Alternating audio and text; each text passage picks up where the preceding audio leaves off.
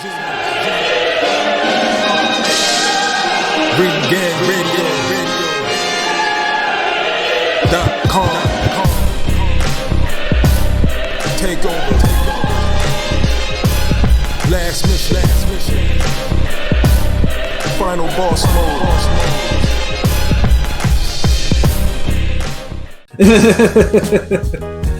Oh man, well, I think we spent enough bars about the Andre and the car situation. But yeah, y'all ready to knock these previews out?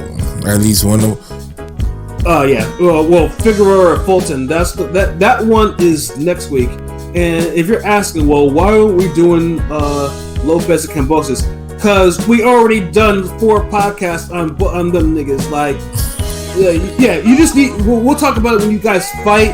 And if there's a title change or there's not a title change, but yeah, the undercard, it changed or whatever, and that's all good. But we done too many casts doing this shit for a fight that should have never took a year to actually come off. So hey, yo, be easy. Like that's the same reason why Porter is damn retiring, because of niggas like you, dog. Okay, fuck it, I ain't gonna be a gatekeeper over my dead body. Nah. Y'all got me fucked up. Retires after damn Hall of Fame performance. Oh man, no. But we'll talk about Lopez Cambosis if when we actually get some fights happening. It has to come off first before we talk any more about that shit. However, they have another card on there that we've been dying, and I think, and the funny thing is too, is I don't think this fight is buzzing, and I don't know if it was just maybe either the maybe the delay because of the COVID situation or whatever, but it's like, it's a really great fight that's on the horizon, but I don't see like no type of marketing or commercials for it, like not even. I feel like Canelo Plant stole all the buzz for the damn November fights. You're probably right too. It's like Showtime probably blew its whole. It was a Fox pay-per-view, but previously probably blew its whole marketing budget on that shit. And it's just like, yeah. When you guys get in the fight, during the week of it, we may start airing some shit, between one of the Showtime shows or whatever. Yeah, but Fulton Figueroa was like the hardcore fans' fighter of the year matchup. Yeah, like Stephen Fulton. They're not gonna win the mainstream one. Like, we know Canelo's gonna get that or whoever else the fuck up there. But as far as the hardcore belt, this is whoever wins is like the hardcore fighter of the year, because you coming off of Figueroa coming off a win with Neri. Fulton had a title winning. Yeah, against because he fought early in January against Angelo Leo, and let's put it this way: Fulton's performance in the one, Fulton probably has in all of boxing probably a top 3 like stamina. Like dude has Olympian stamina. Yeah. He laid such a beating on Leo. Leo had to be sent to the trauma unit after that. Like yeah. Yeah. Well, he's fighting against the other guy who has elite stamina. Whoever wins this fight's, kind of creeping, knocking on the door of the top 10 pound for pound list, maybe. Quite possibly, because I can see that. I can see that because they both got good career wins coming into this fight, and it's yes, sir. Like, yeah, it's damn, like, and it's a hard pick though, but yeah, because it's basically like both. Shit. Yeah, like not for me. It's not a hard pick for me. I mean, both have work rate for days. Like both. One has leaky defense. The other one's defense, it's good defense. It's not elite, but it's good. The other one has leaky ass defense. One has extreme power. The other one has it's okay power. For his. We'll call it good enough power. Yeah, good. I mean, because like I said, because the beating that Fulton laid on Leo was scary. Like Leo got the shit beaten out of him after some time. It's a nice amount of punches, like the punishment. And I think history will repeat itself. The funny thing about Figueroa too is Figueroa, because I remember I criticized him a lot when he faced the fight that his one draw that he got. Julio Ceja, Yeah. where Ceja was overweight, but Ceja was beating his ass legitimately. Like Ceja was landing all types of heat on him. You know, and I'm thinking to myself, yo, dude's gonna get ruined. You know, fucking like he's not careful. You know, and that's to me, and that's what Pete alluded to, like probably why. You know, he's probably going with Fulton. I guess. Well, I mean, that's the same reason y'all went with Neri. But Fulton, Fulton's different. Like I could Fulton's understand. a little different, and I think it's for. But then again, Neri's also. You know me, I'm not a Neri fan like that. Neri's also a cheater, and yeah, fuck it. Yeah, y'all be having all these hang-ups with these motherfuckers, but then y'all still pick them. It's because I have more hang-ups with the other person. Like, yeah, exactly. Different hang-ups. Like, I have different hang-ups with both fighters, so I'm just gonna I have a hang-up with this fighter, but I have a hang-up with this fighter, so I gotta pick between the lesser of the two hang-ups. Right. You know, get this Joe Biden ass shit out of here. And to me, I just feel like, I'm sorry, but Figgy's defense is terrible. Yes, so I think that Fulton's going to be able to land any punch he wants at will, honestly, at will. So do you think? I mean, because Figgy, I think he broke the record for most punches thrown or whatever in a round. But do you think? Yeah, he did. Do you think his activity will help? You know, could cause Fulton. I mean, I'm picking Fulton, but I'm just he's saying. Speak a little louder, bro, please. He's not landing those against Fulton. He's not landing all those punches against Fulton. You don't think Figgy's activity will bother Fulton some? He's not, but Fulton is just as active and much more cleaner. He doesn't have the power that Figgy has, but he's got the better defense and he's the cleaner fighter. I'm going with Fulton. Figgy's not gonna land those punches against Fulton. Fulton has better defense. I mean, I can see that. I can see him tagging Fulton a little bit. I mean, I don't think it's gonna be. Because even Leo put hands on Fulton. It's just that after like the fourth round, it was no longer a competitive fight. Yeah, because Leo didn't have the stamina or the worker to keep up with him, and Fulton just bullied him and kept on beating him up over and over. And those are the type of beatings that really injures fighters. I think Leo's defense. Leo is hittable, but I think Leo isn't as hittable as fucking Figgy. I think Leo has a little better defense than Figgy. Yeah, but Leo ain't as dangerous as Figgy. Yeah, Figgy's more dangerous than Figgy is really throwing bombs and hard punches, and he's ducking low underneath you. He's getting out of your peripheral, then he's looping overhead shots. Like, he's a different animal than Leo. Leo's kind of straight up and down. You see what you get type of shit. Yeah, but if Fulton punches with Figgy in those looping shots, he'll catch him so many times, he'll beat him to the punch. I feel like that's what's going to happen anyway. Like, yeah, it's gonna happen. If they both go at it, then I'm picking the guy who has the faster hands and the cleaner puncher. The thing is, he's going to have to. I think Fulton's going to end up hurting Figueroa, and I think that's what's going to be the difference. I don't think Figueroa thinks Fulton could hurt him. And I think Figueroa's going to be an accumulation hurt. Nah, I think it's not even going to be accumulation. It's going to be the sharp cleanness. Like, I'm actually picking Fulton maybe to stop him. I can see him stopping late. I can see him 11th round for me. Yeah. I can see 11. Honestly, I mean, I think Fulton will probably win a decision, but it'll probably be like a 116-112 division. I'm not sure if a knockdown was going to occur. And the only reason I'm just basing it off more on how Ceja and Figueroa play, because Ceja, you know, I think Ceja was beating, like I said, was legitimately beating Figueroa. And Figueroa took that shit. Ceja is a bigger puncher than Fulton, way bigger. Yeah, puncher. But Fulton puts his punches better together than all of these guys. Remember, Neri was putting hands on Figueroa for like the first 3 rounds, and he punches heavier than all of these guys, and dude, that shit ain't get him nowhere because he couldn't get out of the way what was coming back, and then he couldn't keep it up.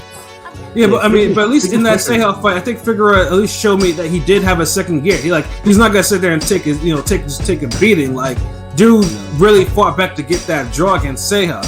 Yeah, he did. It was a hard-earned fight, you know. and he earned the draw and shit. But at the end, like that's Seiya, like he's already beaten a better fighter than that, who hit harder.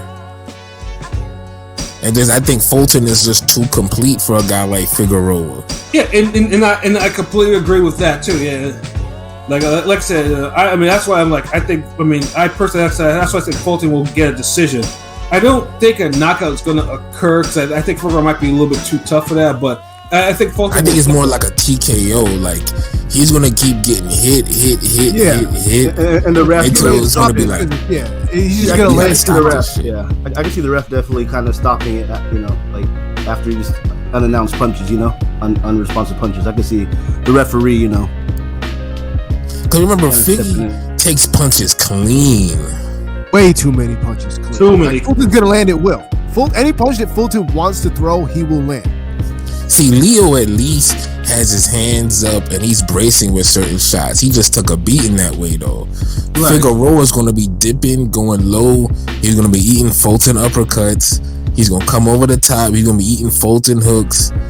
And I like Figueroa. Like I think he's gonna give Fulton a hard fight, but it's gonna be one of those fights where he's just gonna run into a better technician. Right. Yeah, he's gonna keep up with his ass. Because Figgy's pressure is relentless. Like he's just gonna keep coming forward, even if when he's getting hit. You know what I'm saying? And if Fulton throws hellacious body shots, you do.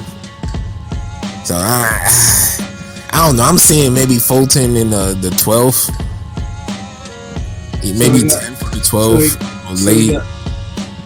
So we got a decision, a 12th round knockout. What about P Pilot? What do you say? I said 11th. Okay. Pilot? I'll say 11th as well for Fulton to stop Figgy by like a ref stoppage or some shit. That's what it is. 2 11 round knockouts, a 12th round knockout, and a decision. 160, 112 decision.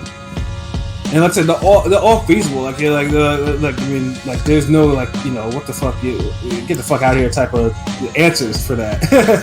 So we're not giving Figgy a shot. Honestly, what? Are we not giving Figgy a shot at all? We're giving Figgy a shot, but Figgy definitely has a shot. Figgy has the puncher's chance, but I just feel like he got a swarmer's chance. I'm just not like.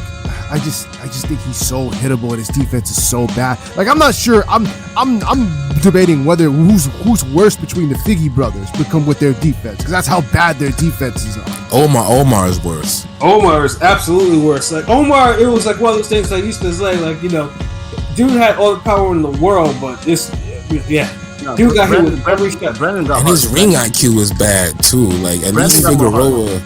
Omar don't have that dog in him. At least Brandon Figueroa seemed like he has that dog. No. Omar had dog in him. It just got beaten out of him because of his decisions outside the ring. That and his ring IQ, like he would do certain shit in the ring where I'm just like, yo, what the fuck are you doing? Why are you fighting like that? Like Brandon ring IQ is on point. It's just the whole skill part as far as the defense is where he fails at. Right. And he doesn't move his head sometimes, so he's right there for the fire, but he's giving you fire too. Like if Brandon could get Fulton fighting backwards and on the ropes, then that's his best shot, and he can do that. It's capable, but if Fulton starts turning him and then clocking him in the ribs on those pivots and throwing ones and twos over the top, like he's gonna just like. I think he's gonna freeze Brandon up a lot, and that's just gonna give him room to operate. Right, but Figueroa definitely has a shot to win. Like he did. I mean, he won't. I don't think he won't outbox Fulton, but it all depends really how Fulton takes Figueroa's power, because Figueroa is what does punch above his weight, so to a degree. So I mean that's why like this fight's so intriguing. Like you don't know who's the strength and weakness will come into play for both of them. And like I said, and it has fight of the year all written all over it on paper. Oh yeah. Sorry, I don't have shit. Sorry, that was my damn echo. So, but yeah, no, but at least the undercard itself, though. I mean, it has like two decent fights on the undercard, thank God. You know what I'm saying? We got the return of Reese Aleem, who unfortunately had his own little saga with the WBA, unfortunately. Now, if you saw Aleem earlier this year against Vic Pasilis, I think it was on the same card as well. Dude put on one of the most impressive clinics I've seen in a hot minute from a prospect. And Vic Pasilis is a good fighter himself. He deserves a big fight. He deserves one. Yeah, but Aleem made him look like he didn't belong there. Like, you know, like I know the truth, yo. Yeah, like me and LB, like we were like, yeah, it's like, yeah, that dude is the truth. I was like, yo, I never, like, that was one of the most comprehensive beatings I've seen in the world, because Aleem was landing some shit that I didn't think fighters could be landing on people like that. And Perseus is a damn good fighter himself, and he just outclassed them like thoroughly. You know, and in the righteous world, you know, Aleem would have fought like 3-4 months after that, but unfortunately, like I said, he got caught up in some WBA bullshit.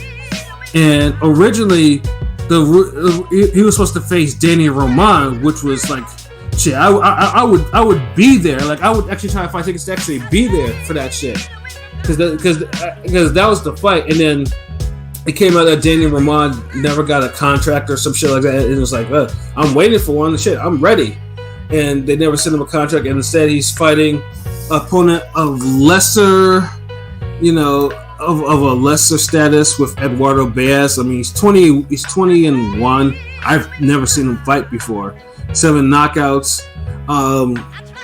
Like I said, I mean, so pretty much my anticipation went for him saying probably gonna get back-to-back fight of the years type of shit to like, okay, we're gonna get a showcase fight, but you know what? I just want Reese Aleem fighting again, because I want to see dude work. Like, dude is the truth. Like, dude is entertaining as fuck to watch, you know. And fuck the WBA for making them have to having to pick between this fight and then the fight with it wasn't Ronnie Rios or whatever. They was like, yo, if you don't give up, if you don't take this eliminator, yo, you're gonna lose your number one spot to face Akhmadaliev, which Akhmadaliev and Aleem would have been a hell of a fight. That type of shit. But but he chose. But you know what? I decided to face Bear. So as soon as Aleem gets into the ring, his interim belt that he got in that fight against Casillas is stripped, and he loses his ranking. So yeah, the WBA fucked them for doing that to him. And then we have in the opener, we have the bantamweight Gary Russell. Again, what's it? A talent. Antonio. Yep. Yeah. Now his temperament is a little different. Like, he's not like his big brother, regular Gary. He's not angry and he's not turbo. I don't know. We gotta find a fist name for him. Yeah, you know. And he can fight though. Like, I mean. But it's more or less trying to get the type of performances, because his last two fights against Payano, he won, but Payano didn't really, you know, Payano doesn't really make a lot of fighters look good unless you're a monster. And then Emmanuel Rodriguez, the shit ended in the first round because of an accidental headbutt. You know, so you know it's unfortunate that he needs a performance himself to like, okay, this is gonna stand out. Like this is you know, let me know, because he has skills. He's incredibly skilled, but like I say, you know, you just need a showcase. So it's like I say, it's a good, it's a really good card from Showtime and PBC. But like I say, it just seems like it's falling under the radar because, as you know, it could be like different things. It could be because of the Coquinello plant thing. Could be because it got postponed, you know, all that other type of shit. But hey, you know, but at least the undercard is palatable. Like, it's not. I don't foresee any. It's just gonna, you know what, Aleem and Russell are probably gonna do what they gotta do, and then we're gonna get a war in the main event, and you know, shit. And honestly, I'm happy about that. I'm super happy. Yeah, because the co-main's undercard needs to be good, just good enough. If the co-main, the undercard start outshining the damn main event, then that's a problem. Right. Especially on paper. Exactly. So I mean, so yeah. If you have Showtime, don't sleep on them. Like I said, this might be Showtime. I think I don't know if this is Showtime's last card of the year or. Well, unless you want to count Tank's pay-per-view fight, it's going to be Showtime's last Showtime. Well, I'm talking about Showtime, not Showtime pay-per-view. Really, Yeah, I think they'll play it on Showtime again. Yeah, this is our last. Yeah, they'll play it afterwards, but this is our last Showtime. Yeah, because I don't anticipate because none of the Showtime pay-per-views have actually been good this year. So, or at least overall good. I mean, at best it's like average. So where at least the average Showtime, regular Showtime PBC cards have been like good. So, but yeah, they had a few misses. They had a few fuck ups. Yeah, they do. Yeah. But more hits than misses. Showtime took over this year because usually I think Top Rank has the best cards from top to bottom, like undercards. But this year I feel like Showtime's been putting the best cards, from bottom to top this year, definitely. Yeah, definitely. Yeah, Showtime made a comeback. Regular Showtime made a comeback. Showtime went harder, at least on paper. Now, some of the fights in it plan out, but on paper, they was a lot better. Exactly. And honestly, that's what counts, first of all. Mm-hmm. And I think Boots had 2 fights on Showtime, so they're kind of, they're going the right direction with, their 147 stable, a little getting older and shit and worn out, so good shit for Showtime. Well, I mean, I think they gave us a clip of their 140 and their 140. But hold on, ain't Daenerys fighting again before the year out? Oh shit! Oh yeah, that's right. Is that January? I thought it was January. Maybe I read a report wrong. I thought it was like early January. It was January. Oh, my bad. I thought maybe. I think it's still. They haven't. I thought they haven't announced shit for that. They should have announced it by now completely. Like I don't think I could have sworn I seen the poster. That's why I was bringing it up. It might be late December. I thought I read January or February, but it could be wrong. Oh well, shit. Another fight, and Donaire. Obviously, we always look forward to Donaire. Donaire's he's a surefire Hall of Famer. So that would be good. So definitely can't wait for that. But yeah, don't sleep on that card on Showtime. I mean, especially if you're going watching like both like that and the Lopez Cambosis card, it's a 2-for-1 that Saturday. So I mean, like if one boxing disappoints you more than the other, like I said, Showtime probably won't disappoint you. Hold on, it's a 2-for-1 this Saturday. Next Saturday, yeah. Hold on, what's next Saturday? Is that this Saturday? What's this Saturday? And the Cambosis, Teofimo, and the PBC card? Yeah, they're both on the same day. The Zone, and Showtime. Yeah. The Zone and Showtime. Hold on, Showtime. What they having next week? What we just talked about, bro. Figgy and Fulton and hold on, I thought that was this week. What's this week then? Well, this week, yeah, this week. Next Saturday, 27th. Yeah, the next. Hold on, because I mean, this is Sunday. Sunday's the beginning of the week. What is coming on this Saturday? This Saturday, Figgy Fulton, and then the DAZN with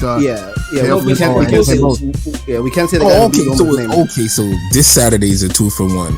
Yes. What time does the Cambosis fight start? I do not know. Probably it might overlap. And I don't know if they're gonna do the whole YouTube portion shit or whatever, but I'm guessing it's probably gonna be like 9 or something, 8 or 9. I mean, if Showtime having their card at like 9 or 10. Yeah. I ain't gonna lie. One thing about the Andre card that was nice, that motherfucker was over before midnight. It was. That shit was good. I mean, that shit was actually felt good knowing that. Okay, damn, I can still enjoy the rest of the night before going to sleep. That was an enjoyable card. I ain't gonna lie. Like I was watching it at work, the YouTube portion, and I missed the chick fight to open the women's fight to open the show. But, before you continue, Pilot Peak, I know you gotta head out. So yeah, give us your final thoughts before you head up out of here, bro. I mean, it was just a very eventful night of boxing. Eventful Friday and Saturday boxing between the knockouts, the fuckery, the bullshit, the agenda.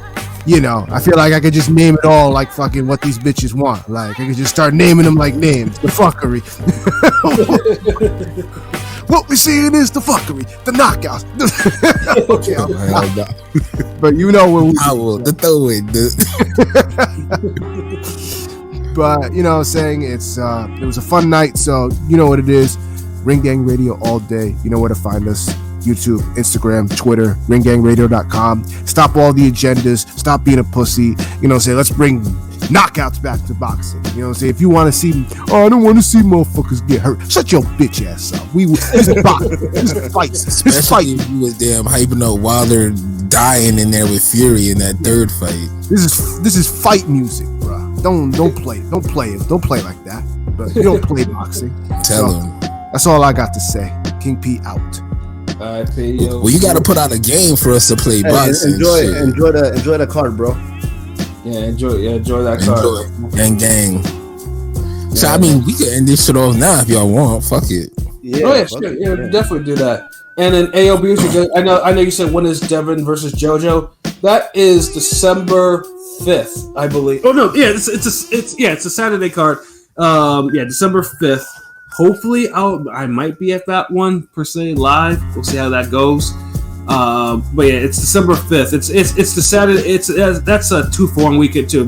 We got Devin JoJo for that Saturday, and then got the Tank card on Sunday. Yeah, that's the one thing I don't understand what Showtime is doing with why they're holding. Sunday damn! Now I get it. Like the Tank. Like when we gonna discuss the Tank fighter? That shit's on a Sunday. Yeah, that's good. Yeah, to preview that shit says, I don't think we can cast. I don't think we're gonna cast that Sunday. Might have to hit one in this week or some shit. Because it's preview is one thing, but to talk about obviously, we try to wrap up things. So, and then if I'm actually out there in Vegas, we probably won't have to. We probably won't cast that particular day. We might have to do it like the Monday after or whatever. We'll see how things go. Word. But it's that weekend, and that's a packed weekend too. Thank goodness.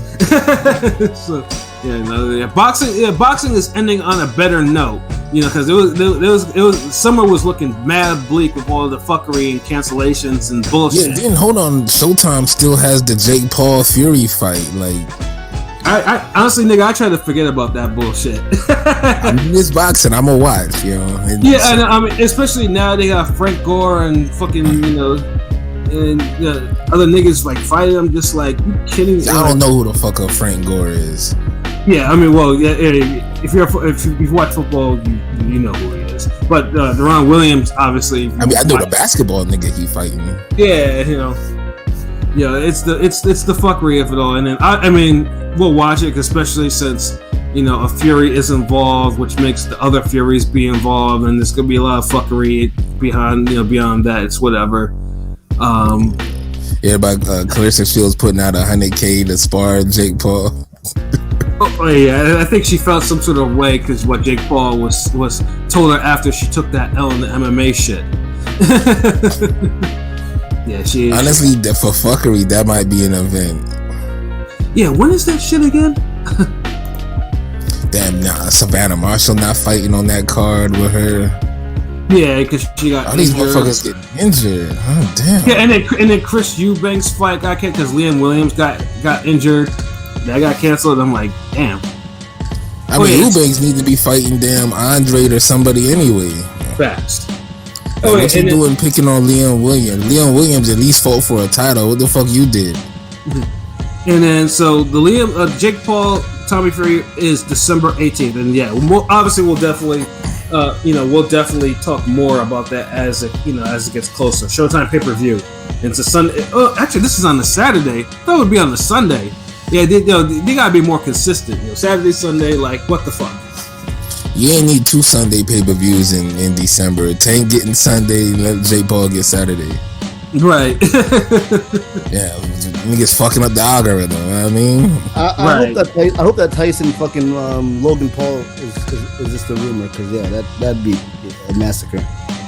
Yeah, it just seems like one is trying to be more legitimate in pro boxing. The other one's really just wants to get the exhibition. I mean, he'll be the one to say, hey, he's actually been in the ring with Mike Tyson and Floyd Mayweather, that type of shit. So, in fights. And he hasn't won a pro fight yet, which is even funny. Which is even funnier. So, crazy shit. Damn, Jake Paul then came in and had 1 fight, built hype. Yeah. Turned the sport around. He's making undercards. Like, Boxing is a strange sport. You know, like let's say it's a theater of the unexpected. Though. But at least though, boxing rebounded from a very midsummer to at least having these type of cards and shit like that to look forward to. You know, and cross your fingers, knock on wood, all that shit. You know, have your maybe lucky rabbits for that. Nothing happens to these fights between now and January 1. I want to forget this midsummer's nightmare. Right. You know, let me start with my final thought first because I really want to mention this final thought. This year, when we had a New Year's card, we had the Golden Boy card with Ryan Garcia and Luke Campbell, and the whole card overall was excellent. You know, like because usually it's the Japanese that usually be having the New Year's cards and shit like that. Card's so good, we still waiting for Ryan Garcia to come back. Right. So clearly another promotional outlet said, we're gonna do it this time, and they did. You know, they put on PBC Luis Ortiz versus Charles Martin. Cool, I dig that. But then it comes out that that's a pay-per-view card. That's and it's a 5-fight. And Adari, if you're still listening, this is an all heavyweight card. It's 5 heavyweight fights. Now, and we'll probably preview this later on next month or whatever, but not every fucking card is pay-per-view. This is not a pay-per-view card. If this was a regular Showtime card, hell, even a Fox card or FS1 card, I could play a little bit less, but there'd be a reason, but at least, but the fact that they wanted to be like, five fights, $39.99, like, no.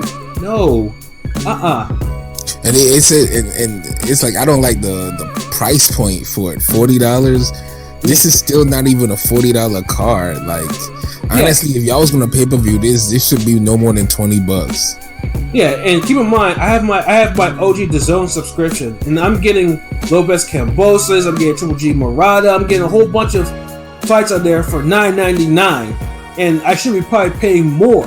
You know what I'm saying? Honestly, like, if I feel like pay-per-view, they need to do something where like it's like, look, pay $150 up front, and you'll get 4 or 5 pay-per-view fights this year. Right. That's it. Like, pay for it all at one time and be done with it. So when the pay-per-view drop, you're like, all right, fuck it, I already paid for it. Other than that, like, no one wants to keep, y'all starting a year off with a pay-per-view. Right, like with Ortiz and Martin, like, stop. Like, I mean, if it was better, if it was built like PBC does have a lot of fighters that probably can defend their belts. Like, if it was like, okay, you have a Gary Russell on there or something like defending his belt or some shit like that. If you want, I mean, and I don't even mind title fights. Like, and honestly, like, y'all, they could have, like, Luis Ortiz, what's his nigga name? Andy Ruiz. Oh, Andy Ruiz, yeah. Is a better main event. Even Andy Ruiz and Charles Martin is a better main event. Like, at least Ruiz was on pay-per-view before. Like, but y'all really trying to get Ortiz into a pay-per-view fight? Like, well, Ortiz has been on pay-per-view too. Yeah, like years ago. Like. And he was on the losing end too. Yeah, he was. He definitely was though. But yeah, it's like PBC. Like, not every fucking card needs to. Yes, I understand you have to pay these cats, but putting together $39.99 pay-per-views is not the way, especially for New Year's. Like yeah, I know most people New Year's are gonna be home. They're either gonna be hungover or doing whatever since it's on a Saturday. But yeah, you don't need. Yeah, this you could just put this on FS1 and we would have rocked with it as it was. But yeah, no, I was kind of disgusted that pay-per-view. Tell them why you mad, son. Yeah, like, I mean, we'll definitely go more into what's actually on it, which is kind of like, it's appalling on it, like later when it's time to preview it. But yeah, no, PBC. Y'all bringing back boring ass Frank Sanchez. Good God. Yeah, and he's facing someone who's a horrible fighter. Like, I mean, yeah, like Yeah, I'll save my discussion for when we discuss each of the individual fights. But yeah, PBC, yeah, not everything needs to be a pay-per-view. Like, you have FS1 that needs boxing. Utilize that platform. Make it happen. Be creative with what you're doing with these fights, though. If you want to pay some of these cats. But other than that, man, Ring Gang is the squad, man. Shout out to everyone who tuned in, who signed, to listen to us and everything. We appreciate it. We salute y'all. Keep rocking with us. Whether you're an old fan or a new fan, like I said, we got the shit you want and need. Sub to our channel. Go to our website, Instagram, Twitter. We engage. Our podcasts, Podomatic, Anchor, Google Podcasts, Apple Podcasts, like whatever's your poison, we're there. You know what I'm saying? And I think that's all I need to say. Sub to our YouTube and tell your friends about us so they can sub to our YouTube, and we can all be friends because we do this shit for y'all. We love talking about boxing. We love talking about a lot of different things, man. So yeah, I think that's it for me, man. LB, your final thoughts? I just don't want to see no more Netflix endings in boxing. Facts. Like, let motherfuckers be knocked out, let people be stopped, let people give up on themselves. Like, go out on your shield. Absolutely. Yeah. If you ain't gonna go out on your shield, you better do like Crixus and let somebody jump off that motherfucker. Facts. Like, y'all niggas disgusting with this shit. All these fucking agendas and let me just see a clean stoppage. Right there. Even Kawasaki would have been disgusted at that stoppage. Like, what? No. He could have took like 13 more slaps. Right. But other than that, just a great show. Good to talk about boxing. Good to see Terrence Crawford get a good win on his record. Been waiting a long time. So all is well in the boxing world. Hopefully Andre gets a big fight. And that's about it. Everybody just keep tuning in to ringgangradio.com. And more flash shit on the way. Absolutely. Hey, Pilot, what's your final thoughts? Shouts out to the greatest American fighter right now, Terrence Bud Crawford, pound for pound, top 2 or 3. Yes, sir. Shouts out to Sean. Not one. Canelo, man, shit. You can make an argument, but you got to put Canelo there for now. But to me, with that said, shout out to Sean Showtime Porter. He got the second best boxing podcast besides Ring Gang. You know what I'm saying? I love watching his show. Yes, sir. And he's a great commentator. So if he's really retired, unless he's going to come out for an Ennis fight and be fed to, one of those young guns or Ortiz, salute to a great career and never fucking being one of these pussies. No offense to these boxers that don't want to take the risks and risk their, add another elk in their column potentially. So shouts out to Tom Porter and I don't know. But yeah, other than that, boxing in November has been delivering shit. We got a bunch of stoppages in the main events planned. Andrade, Bud. So maybe we might get one next week. So couple. So you know what it is. Ring Gang Radio all day, every day, 24/7, 365 on the Leap Year 366. Yes, sir. Check it out on every social media platform, YouTube as well, Spotify, Apple Music. Apple, the Apple Podcast app. Everything in between, man. We got you covered. You know what it is. Absolutely, man. So yeah, for myself, Pat Scorpion, the New England representative, for LB Shuttleworth, the God, the GOAT artist, for King P, Bodega P, and for Conscious Pilot. This has been a wonderful episode of Real Talk, where as always, if shit's real, we talk about it. So until next time, peace.